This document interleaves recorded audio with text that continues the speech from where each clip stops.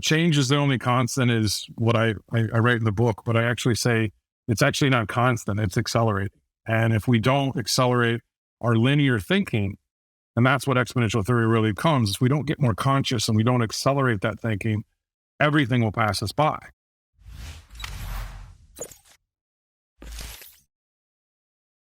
How do you think exponentially about technology? What's this theory?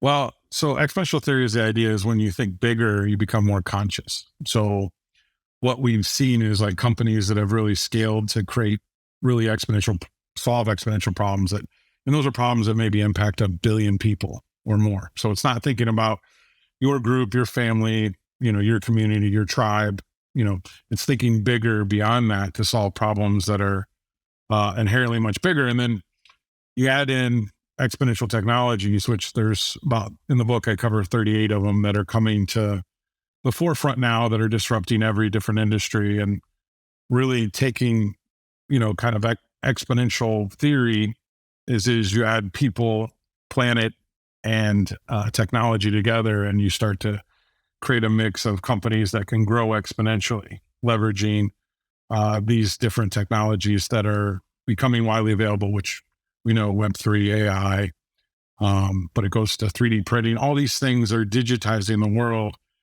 How do they actually, once something becomes digitized, then it becomes exponential. There's a period where there's a deceptive phase that people are like dismissive of that technology. And including people that are in technology because they don't inherently see that the world is speeding up. So they say, well, that's not going to impact me. But then there comes a point that it becomes disruptive. And then those linear thinking technologists can never catch up to exponential. Then once it's disruptive, it generally goes through 3 other periods that Stephen Kotler and Peter Diamandis came up with, these 6 Ds, that it literally becomes demonetized, democratized, as well as dematerialized. And that's where, as we look at every industry, we're starting to see how those technologies that are just exploding, whether it's Airbnb in the hotel industry, Uber, at the end of the day, they don't own anything, but they're democratizing these opportunities, both for the rideshare people, as well as the homeowners, as well as for customers that are looking to book Airbnbs or Ubers. I was having a conversation yesterday with one of my technical buddies, and I had asked him, I said, hey, have you played around with GPT, or how much are you experiencing GPT? Because he had a big exit like a year or 2 ago. So he got a ton of money and he's just been kind of hanging out, doing art and exploring life.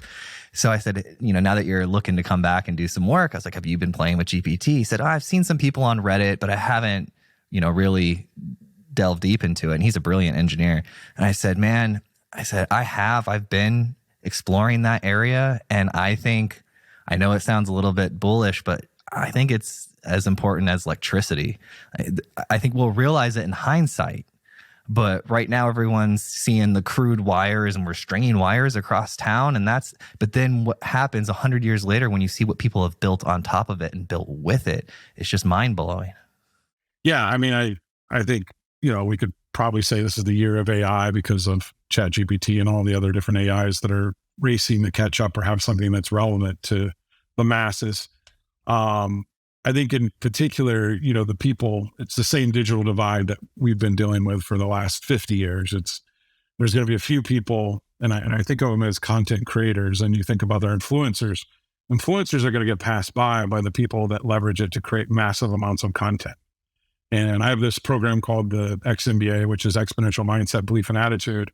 And I work with CTOs in their groups and go out and speak and talk about technologies, but it's really getting people to be very experimental with these exponential technologies, knowing that within a few years, they're probably going to disrupt whatever you're doing, whether it's just moving to the cloud. Obviously, the cloud enables that digitization, and then it enables all kinds of other opportunities for CTOs. AI in particular, though, just starts to enable the average worker to become exponentially better. And that's what we're kind of seeing in the big tech right now, this kind of pullback, because we're realizing we don't need, as many engineers as we needed in the past. and the value that having 10,000 engineers versus say 5,000 probably is incremental and it's not exponential. So we're seeing this pullback because we overhired in a massive growth period. And business models are obviously retract and grow and retract and grow. But what we'll see is those companies that really embrace technologies like a ChatGPT, and you kind of learn the marvels of what it can do and what also it has limitations of. You're going to see people that just exponentially do work faster, and you're going to see them, obviously go through the ranks a lot quicker. And I think you're going to have and have nots, the ones that embrace AI and the ones that don't. And we're going to further see that a year or 2 years from now, that no one's safe, not the chief technology officer, not the CIO, not the CEO, because really anybody has the ability to exponentially leverage AI. Now, part of that is to understand what to prompt or how to really talk to AI to get, answers that are meaningful. And I think that's a whole nother opportunity area for the world is as you learn to kind of talk to AI and leverage it, being able to prompt it in the right way will help you get results that actually, get exponential for the company or for yourself personally, professionally, and organizationally, which you now see AI as leverage for all those things, just to help you make decisions, help you to do analysis, all those things that were, took so much time, all the routine stuff now can be outsourced to an AI. And I think we'll see more and more of that. And that's part of, I have an investment fund called X3 that we're looking at Web3 and AI space, and really in particular looking at these vertical SaaS models, both for, we've only seen Web3 really systemically, and AI now systemically is every different industry, doesn't matter what it is going to be disrupted by AI and Web3 as we kind of move forward. There's just better business models out there for the masses, and that's what we're moving towards. So it's kind of figuring out if this idea in the book that I share, because I used to be entrepreneur residence at Singularity University at NASA Ames. And Singularity is this idea that Ray Kurzweil puts out there that biology, technology all will merge and create this supercomputer with quantum computing and, really unreal abilities to kind of do that. And we're moving towards that. And that's what we see. So it's really understanding technology. And this is what I speak about a lot when I go talk to technology groups is it's knowing that we may not get there as fast as some people say. We may get there faster than others say, but the reality is we're on a path to go there. So how and what technology in your industry is going to be disrupted by that? And then how do you leverage that technology to actually disrupt others and even your own work group so that, you leverage AI and you leverage Web3 and you leverage all these other 38 technologies I talk about in the book, whether it's 3D printing or 5G, or there's just so many different technologies coming to the space at once. We've never been in an explosion of technology where, no one can keep up with it all, but it's the matter is to get a team that actually can understand in your industry, what is the next stage towards this idea that all technology is merging. And we're starting to see that in a lot of different industries. And journalism was one of those that I talk about in the book, was probably disrupted the first and then it really led to, extreme beliefs on both the left and right and every other different angle. Because if you didn't have an extreme belief, then you weren't polarized enough to actually get the attention of the algorithm and people to dislike you that made you famous because you had as many people disliking you as liking you. So having an average opinion, whether you're a CTO or a wannabe influencer, probably doesn't get you very far. So understanding that also means, like, how do you take risk? And the biggest thing that I probably talk to C-level leadership about is if you don't make a decision, you are making a decision. And what that decision is today with the world moving faster is you're probably not going to catch up. If you're not able to make decisions, it's better to make a decision, make mistakes, spend money, and learn from that. And I think that's part of this kind of fail forward is like fail fast. And I always say in my XMBA is you either learn or win. The only time you fail is if you make the same mistake again and again. So I want to talk about risk and blinders, and maybe they're connected and maybe they're not. But you seem like a really intelligent person from a psychology standpoint to a business standpoint, so I figured it's worth asking. So a short story here is I've been with my wife for 10 years, and her dad is a UPS semi-truck driver. And 10 years ago, our first Christmas dinner where we're all sitting around the table, I start talking with him. Hey, have you seen this autonomous driving technology? He explained to me all the reasons why it would never be possible for a semi-truck to be driven by a computer, and the art of it, and the craft of it, and all the little things you have to know. And I tried to explain, well, yeah, computers can sort of keep a lot more in memory when they're decision making than humans can. And so then a year or two goes by, the technology gets incrementally better, and then we see this documentary come out where they're actually showing videos of these semi-truck drivers driving in obstacle courses. They're showing them two other semi-truck drivers. It was an Amazon documentary, like low budget type movie. And I saw how defensive they all were about how it's not going to be possible. This is just every stage they were denying, all the way up to the Christmas, I think 3 years ago, where I actually I told him, I said, hey, I think it was Uber or some of the one big brand made its first semi-truck delivery, like successfully made it. And I showed him that. And he's like, no. I'm like, here's the video of it. Like, it's done. Like, he's like, not possible.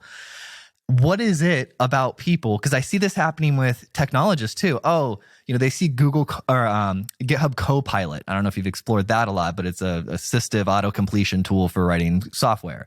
Oh, that's just something. And they're constantly dismissive until the point. What is it about humans? What is it about our brain that's wired? Why is this happening on all of these different areas? Why are we putting our blinders up?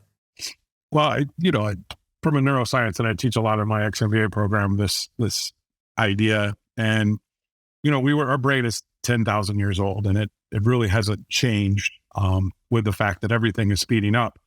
But we're actually able to filter through so much information subconsciously. But our conscious mind is only to hold just a few thoughts comparatively, like 30,000 times less. So, as we talk, we're kind of seeing the world in a much different way in our subconscious mind than what we actually bring to our own attention. The reality, it doesn't serve us well to kind of think that we're going to be disrupted. So we want to fight that. And the amygdala, which is really your fight, flight, or freeze function of your body, is that your executive decision-making, once it gets past the amygdala, is like, I'm going to fight this because, I need the status quo. And it's just about change. Very few people are agile and adaptive to kind of change to the future, to really see where, the industry is going or where their job is going.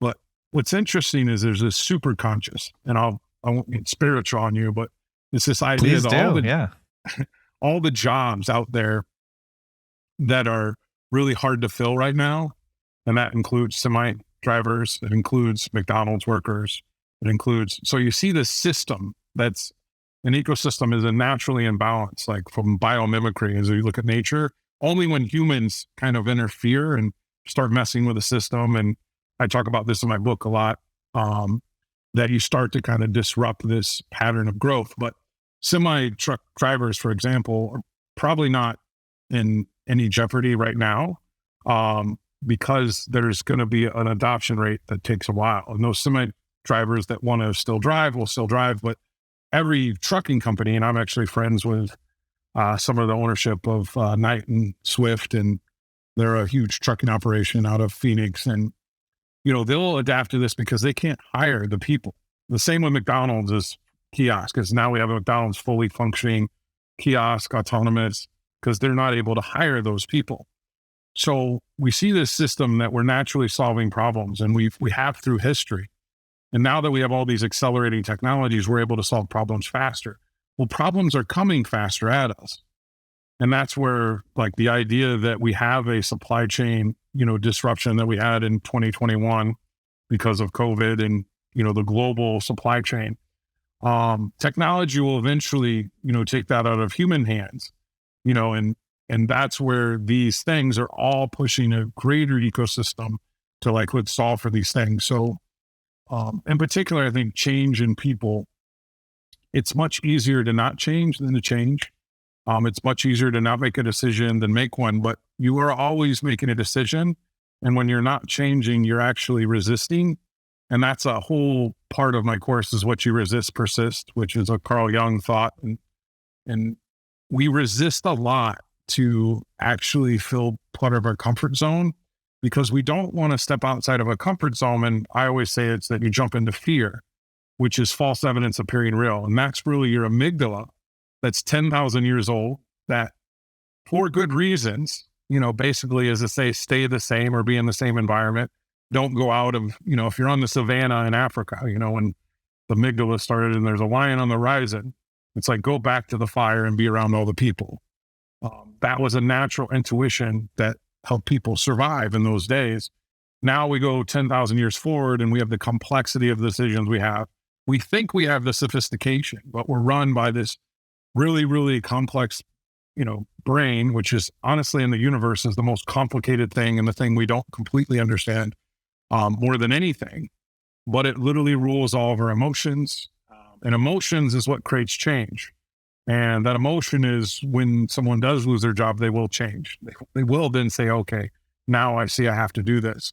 But fighting it logically is really the resistance of CEOs and CTOs, that companies that get disrupted because they're willing to stay the course on something that obviously as things evolve, we almost evolve with these technologies. And I also say is use technology, don't let it use you.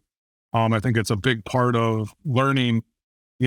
Right now, there's a good part of society that technology is using them and we complain about it.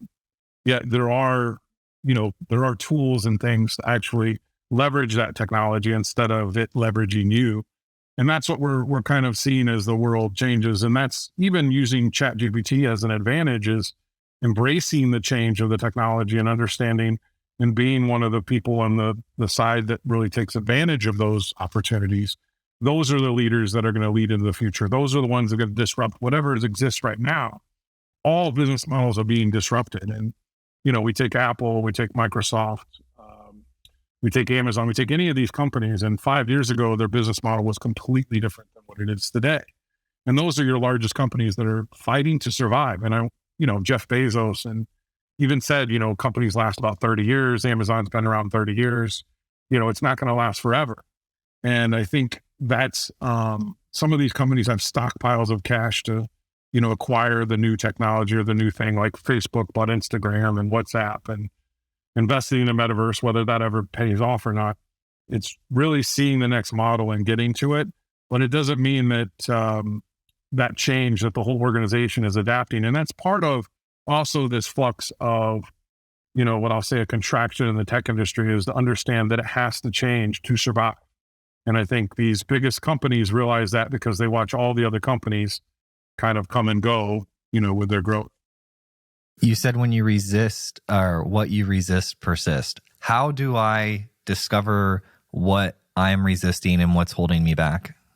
Well, so I think there's a big part is that we overthink. And this goes to the nature of technologists is we think we can think our way out of every problem. Yet, our intuition often will tell us what to do, but we'll fight it by thinking. And thinking, and I say our intuition is actually being in the moment now to understand that now is the only moment you can control. And so now is the only time you can make a decision for the future. It's the only time you can create the future. And what I really help leaders to do is think about themselves in the future, looking back on now, and to understand if they're going to take their team or their company to some place, what do they need to do now? And I would say most leaders don't do that now. They're literally run on what they've done in the past.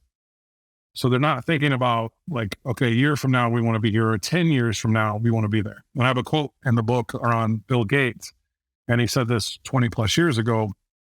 He said, we often overestimate what we can do in 1 year, but we always underestimate what we can do in 10 years.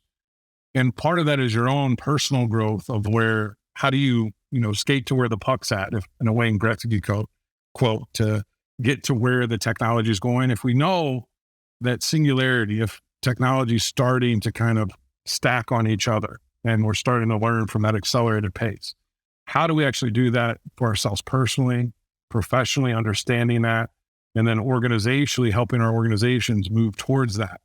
That is the, change conundrum. And I think, change is the only constant is what I write in the book, but I actually say it's actually not constant, it's accelerating. And if we don't accelerate our linear thinking, and that's what exponential theory really comes, if we don't get more conscious and we don't accelerate that thinking, everything will pass us by.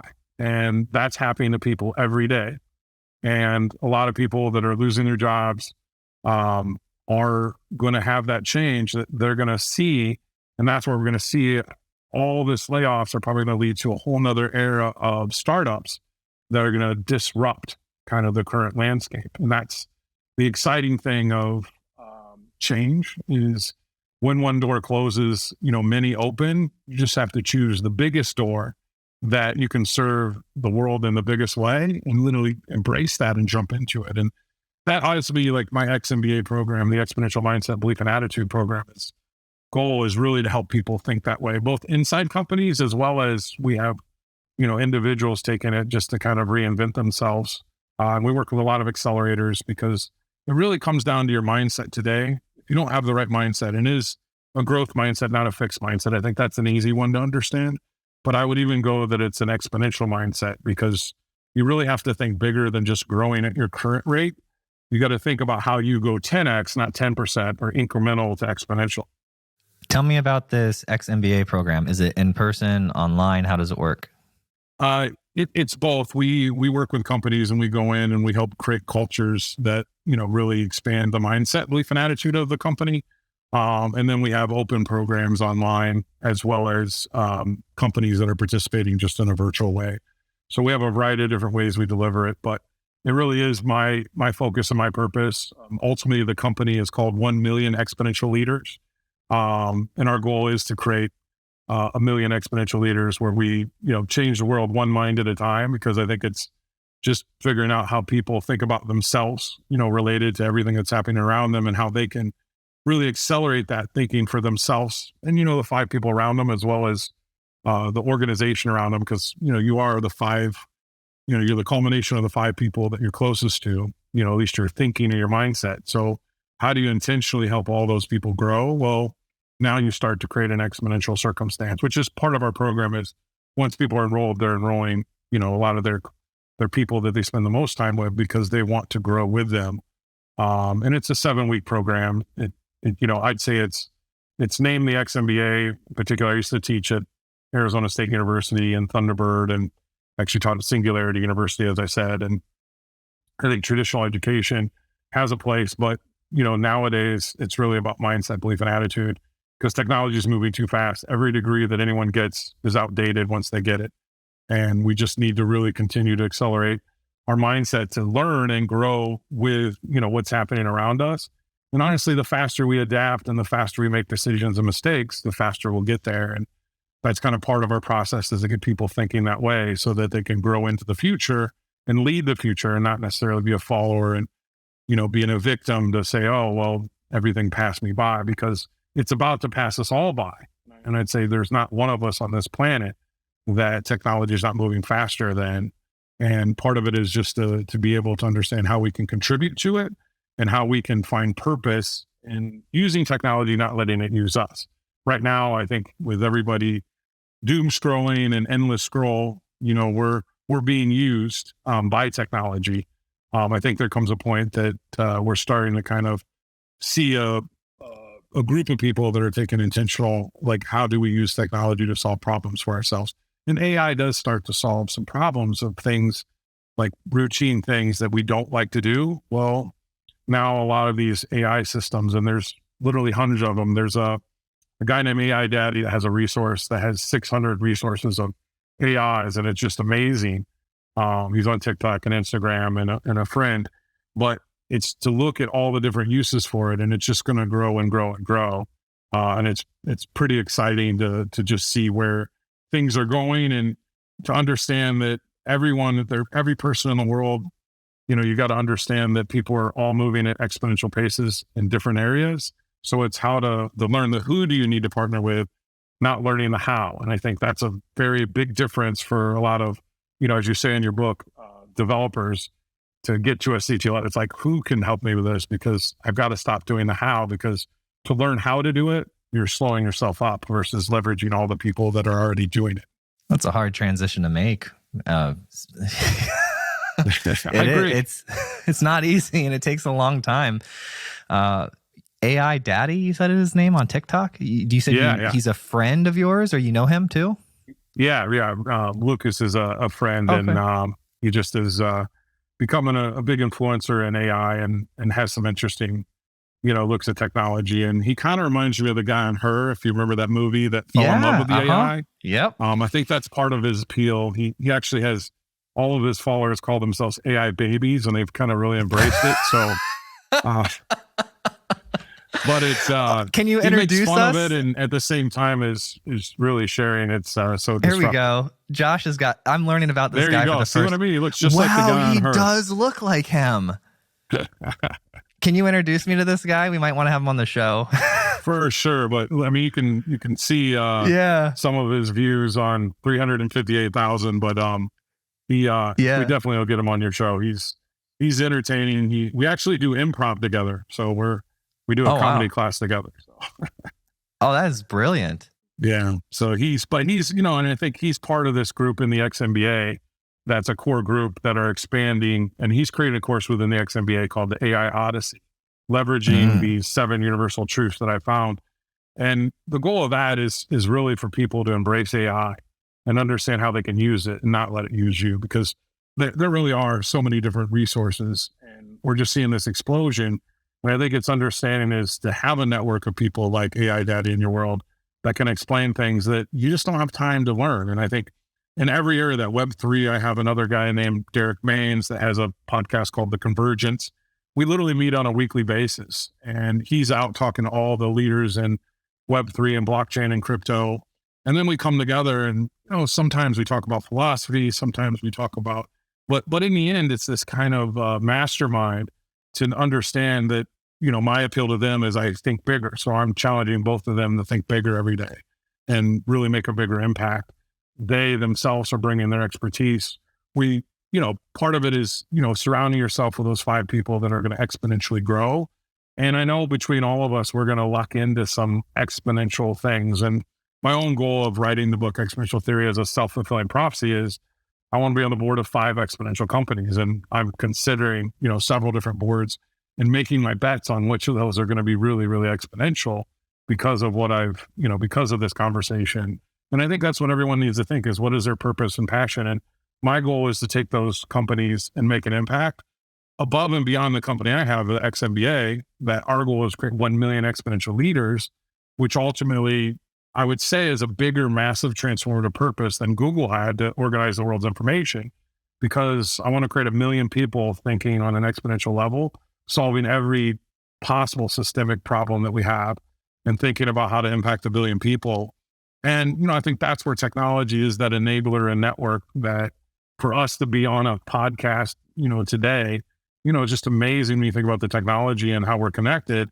And if we choose to, we can help each other grow for now until all of time. And that's kind of the goal of the XMBA, is to bring people in that think big and then surround them with other people that'll help them think bigger. And then also it's this idea, the last universal principle I have is that we're all one.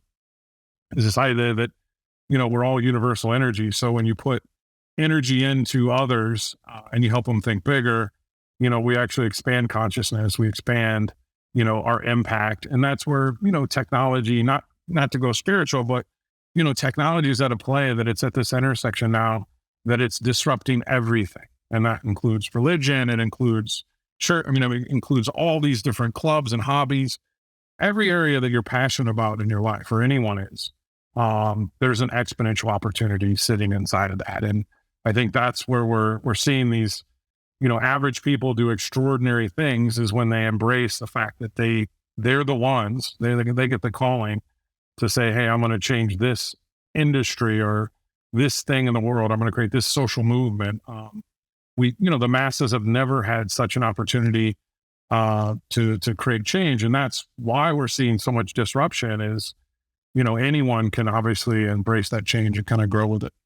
Yeah, I think there's a number of ways to go with this, but one of my first thoughts with the GPT advancements was it's making everybody rich, in the sense that if it was the 1800s, right, I would have to go around and hire all these brilliant people, bring them to me, put together this community and start to, query them and interact with them, figure out where things are. I can take GPT now and say, here's 20 books, consume only these 20 books. And then I'm going to ask you questions about it. And you're going to be an expert. I could say, now read these other 20 books about thinking and apply this framework to this knowledge set.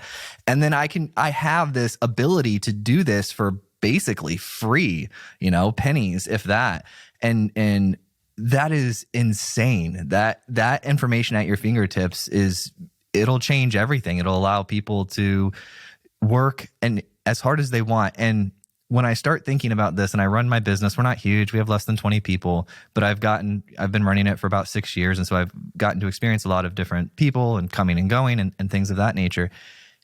The premium is on the desire and drive to do something, not as you would say, like the information or the how. It's just the ability. Like if I made a button, Aaron, it was a money button, and you could wake up, you could press the button all the time.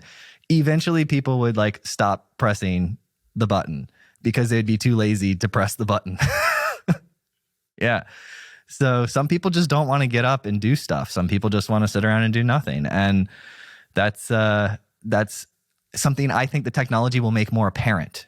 Yeah, I think that's part of my own program, the XMBA, is to understand we're in abundance technology. I mean, we could spend all of our time learning new technology and never really ever catch up.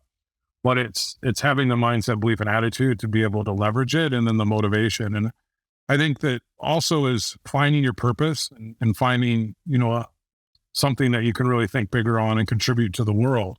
And I think what you said is knowledge is abundant, meaning we all now have access at our fingertips. It does make degrees less valuable. I mean, at the end of the day, a network is good if you go to certain colleges, but just a degree becomes less valuable. What becomes important, though, to me, and that's why I created the XMBA, is I used to teach in these business schools, and people would create these business models that they would just do it academically.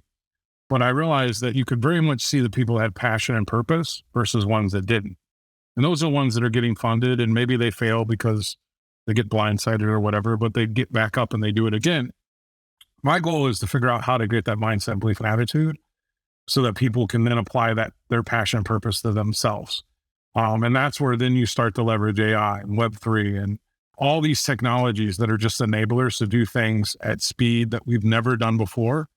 And I think that's also part of, growth in itself, is as we grow exponentially, as the world kind of, and I learned a new word the other day, it was called tetrahedron, which is exponential in all directions.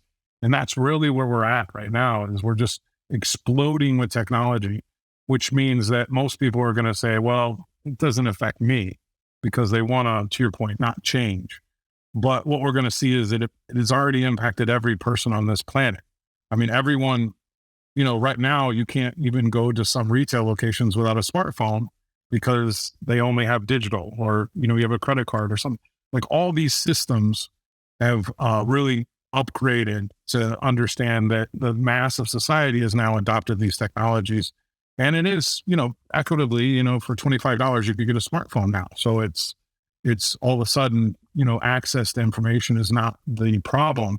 It's now, how do you take the inner wisdom to know how to decipher the abundance of information so that you can apply it in a way that is meaningful to you and to, what you want to create. And I think that's part of the conundrum today, is we probably all have too much opportunity. And that's where, and I say everyone, because there's programs and there's systems that for a long time people didn't understand how to leverage them. Now with the internet and, honestly, an AI that can help you navigate whatever problem you're having. And that's where self-therapy and all these different things are coming.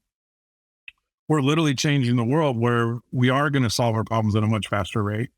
Just what it means to me and what it means to XMBA graduates is we need to find bigger and bigger problems to solve, because the small problems are all going to fade away. And they are starting to, for a lot of people, not all people, because people choose to focus on small problems. And I talk about a little bit about trauma and self-limiting beliefs, and even people that have road rage or whatever.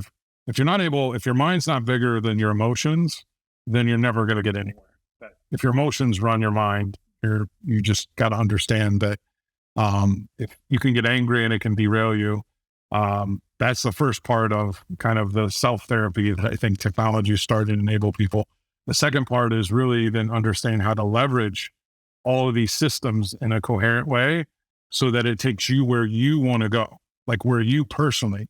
And that's where the first time in the world is we generally just had people tell us what to do. Go to school, go get a job, go do this, and then, retire. And what we are learning now is that promise is not there anymore of loyalty and jobs and all that. So we have to there's actually more risk in taking a job than there is creating your own job. And I think that's where the world is changing very, very quickly now.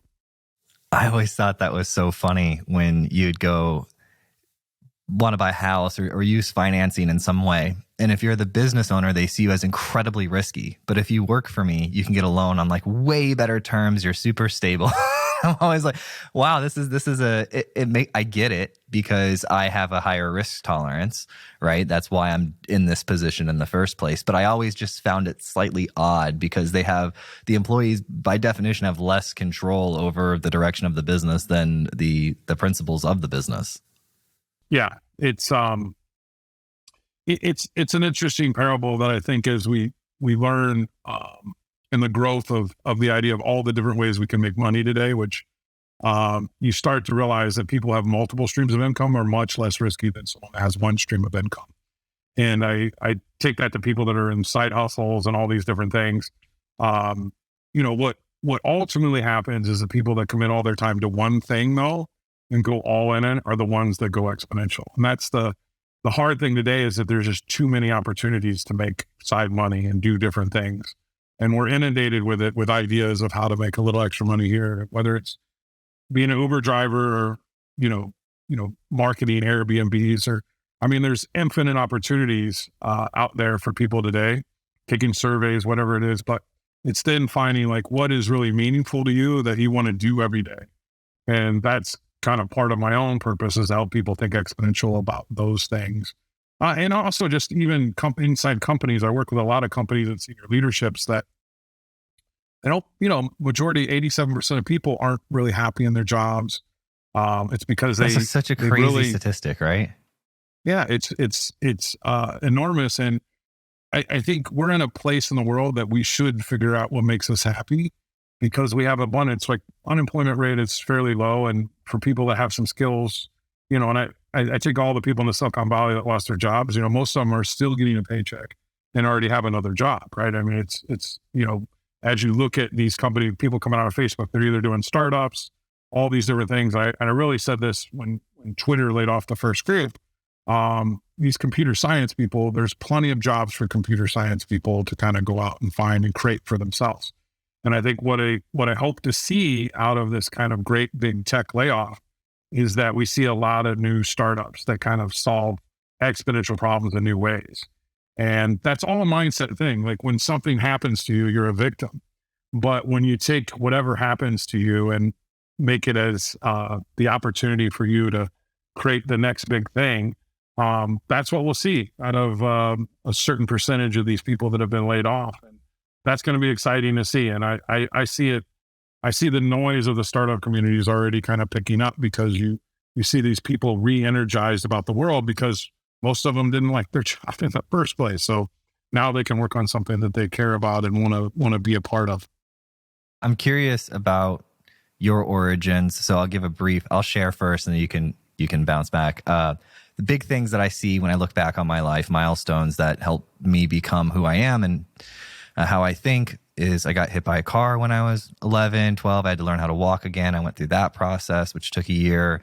My mom got sick and they said she had 2 years and she ended up only having 6 weeks. But the positive to the negative situation was that me and my siblings, we got to all be in the room and hold her hand as she passed away. That was the real big moment for me when I got into personal development and decided to start trying really hard. And what I found is I've done 600 plus of these interviews with great people. And I found that in almost all of them, there's these big defining moments in their life where they decide to make this change. And I was curious what yours was, if you had one. Yeah, no, I in the book, I kind of talk about it as my launching point is I went on this, I grew up in Fort Wayne, Indiana, very small town, like the world was big and foreign, anything outside the United States was crazy. But I actually, to get an internship in Chicago, I went to Notre Dame, and I didn't go to Notre Dame as a student, but I went to their career service center. I broke in. I didn't break in, but I walked in and I did interviews with people in their career center. And the interviews didn't work out. I literally told them I went to a school down the road, Indiana Institute of Technology, where I had a soccer scholarship, very small school. But what happened is walking out is I saw a poster for something called Semester at Sea. And it was about something to travel around the world. And it was a defining moment that I took this little handout, this little brochure, took it home and just said, at all costs, whatever I'm going to do is I'm going to expand my worldview.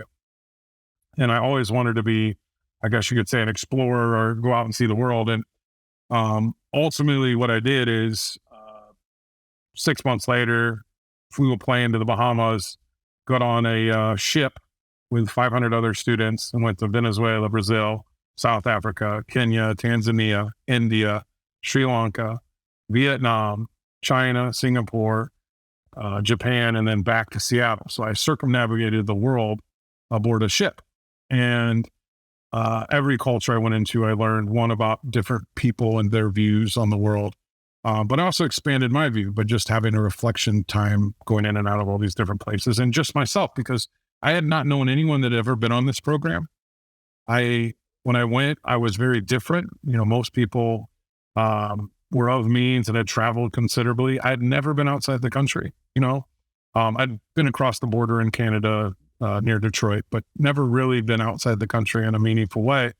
And that defining moment of coming back was really when I got back. I had this reflection of how, I had this experience where we went to a McDonald's in Seattle, and I hadn't had McDonald's in, quite some time because we're in places that just didn't have McDonald's at that point.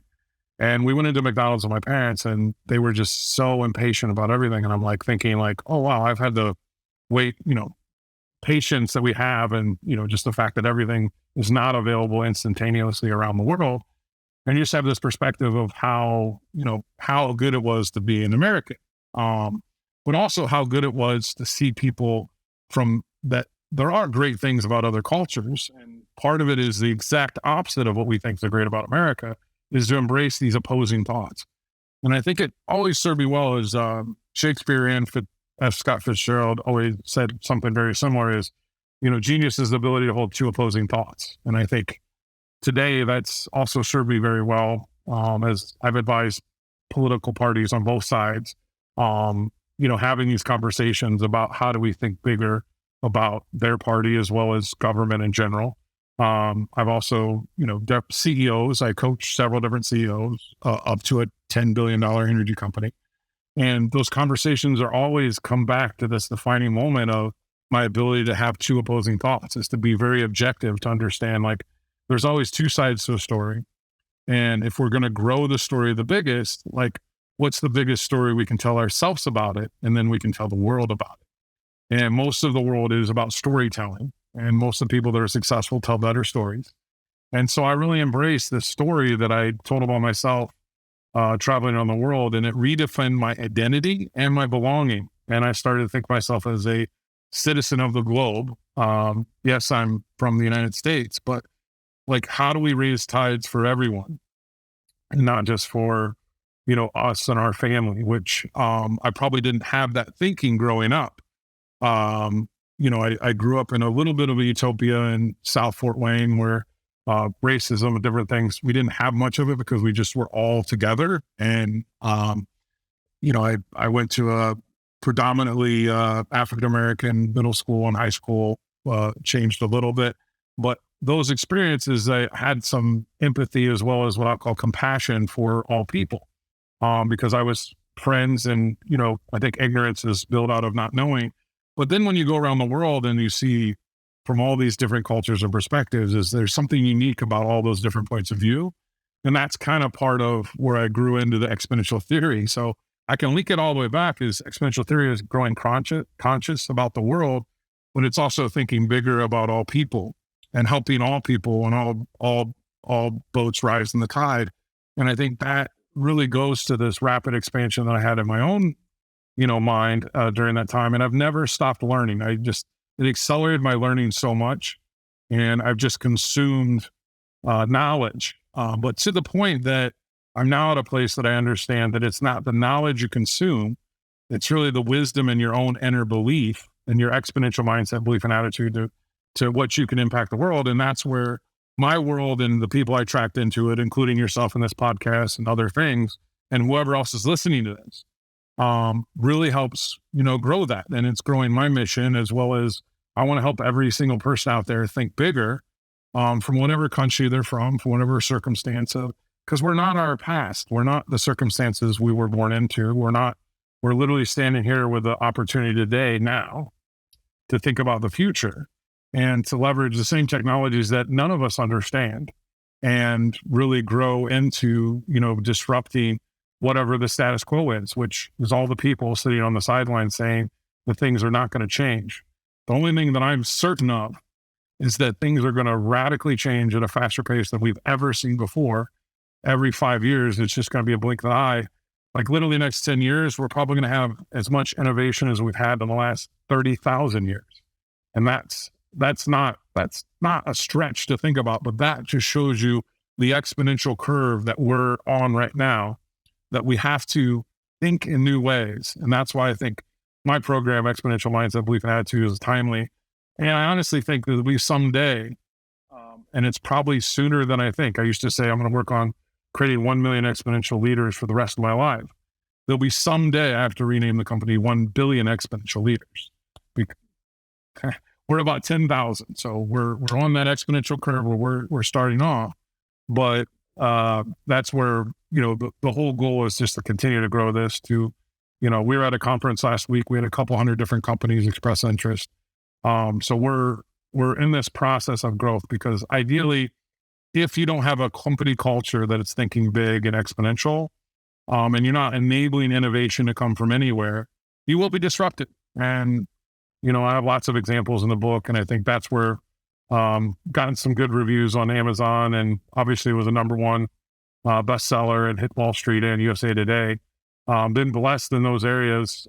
It's 1 year anniversary of the book, and it's still selling, ferociously. And, my goal is to just get more and more people to think exponential, because they either buy the book, they join the course, or they engage me to kind of help them and their companies think bigger. And, that becomes a purpose, is I don't want to do anything outside of that, because I've realized that through all my history of growing and learning, it's to come to this point, whether it was neuroscience or behavioral economics or all these different subjects I include in the XMBA. The goal is to help each individual, no matter where they are, kind of think bigger about who they are. And because each one of us now have been enabled more than any other generation in history to make an impact on the world. It's just our choice. It's our mindset, because we all have the same tools. I mean, it's not that, 100 years ago, there was a very big difference between the royal families and the rest of the world of what tools they had. Now we're all fighting for the same Wi-Fi and the same speeds, and we all have that same speed, and we have the same internet, and we have the same ability to kind of do those things. And that's just really exciting to me, to be part of something that's, and help people kind of think that, wow, you're part of this system that is changing. And if it's disrupting you, it's forcing you into a new opportunity. And that's just whether your mindset accepts it or not. So let's do the calls to action part of things. If people want to learn more about the book, where do they go? What do they type in? Yeah, you can learn more on my website, aaronbare.com, AARONBARE.com. And the course is xmba.io, because you come in as a linear thinker and you go out as an exponential thinker. So that's our goal, is to help people think bigger. It's a 7-week course, and we're launching the open course now. We've done it with a lot of different companies, and kind of, like I said, got feedback from about 10,000 people. Now it's time to really scale that. So we're entering our deceptive phase, where our goal is to really grow this and impact as many people as possible. And it's really a learning community where I think today it's this continuous idea to help and learn from each other and grow. And that's ideally what we're creating, which just feel really happy that I am where I am. I struggled for so many years to kind of find my own place, which I think a lot of people do. But it really is when you find it and you know it and you become certain, it becomes exponential. And that's where every day I go out with a goal to talk to people and help expand their mindset and, get on a podcast like yours. And hopefully 10 or 20 or 50 or 100 people kind of take this call to action to say, I want to think bigger about myself, whether they download my ebook for free, which is available through aaronbear.com, or they buy it on Amazon, or they end up taking the course. Doesn't matter. It's just all part of my journey to make an impact. Well, thank you for being out there, creating these types of resources, creating these types of communities, because, that is right up my alley. And I love when I got to learn about you and discover you through my team. And I was like, this guy, he's like a business, technology, Tony Robbins, like all mixed together in one. I was like, I like this guy. Let's talk to him. So thank you so much for doing this. You're on your way too. So I got your book and really, really enjoyed kind of some of your disruptive thoughts to really break down some I think stereotypes as well as just ideas to really help people think bigger about the CTO role, which I think is really important to be there on the business side making decisions today and not necessarily just being, as you said, a developer. It really is, plotting the future. And we're seeing more and more of that where CTOs are the track to the CEO role, especially in technology companies and, understanding the business side of it. And I do play in the immersion of that. And then, as you said, part of it is also the mindset to help both sides of those communicate with each other, which is really a gap right now in most big companies, and especially amongst their board of directors and the companies themselves. It's closing those gaps, which I find fascinating and fun. And every day I enjoy kind of talking about these big things. Those are the opportunities, right? Closing those gaps. Yeah.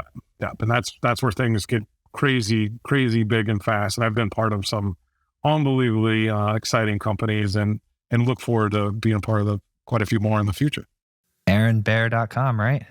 Yep. aaronbear.com. Perfect. We made a podcast, Aaron. How do you feel? Feel great. I really enjoyed the conversation. I'm thinking bigger with you today.